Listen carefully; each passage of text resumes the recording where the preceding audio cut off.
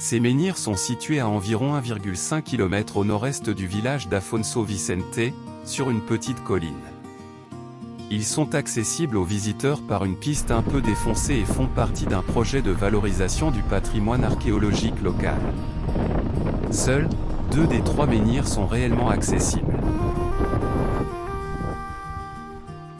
Les menhirs de Lavajo se composent de 3 monolithes, dont le plus grand, connu sous le nom de Lavajo 1, mesure 3,14 mètres de haut et est sculpté dans un bloc de gréoac.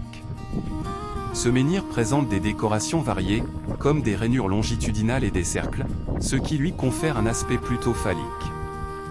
Les 2 autres menhirs, accessibles au public, sont situés à environ 250 mètres de distance et possèdent également des décorations similaires, l'un d'eux étant orné d'un cercle perforé. Ces structures sont considérées comme des marques territoriales ou des espaces sacrés, témoignant des pratiques culturelles de la période néolithique tardive ou chalcolithique.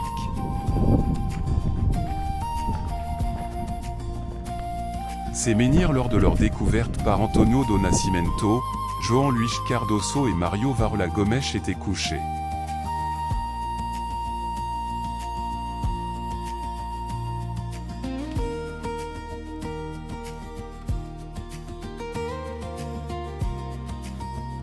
Après les recherches archéologiques, le projet de récupération et d'appréciation des Lavajo menhirs a été élaboré par les autorités locales. Ce projet comprenait en premier lieu la restauration d'un des menhirs, ensuite le replacement à la verticale de 2 menhirs dans leur cavité d'origine, ainsi que le transfert d'un fragment du grand menhir décoré au centre du musée d'archéologie d'Al-Koutim.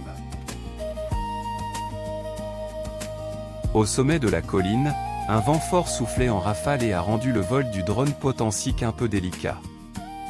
Il a fallu voler bas pour éviter les alertes au vent fort.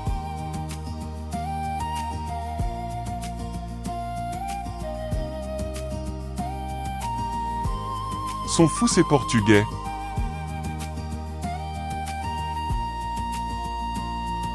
Obrigado, até a próxima.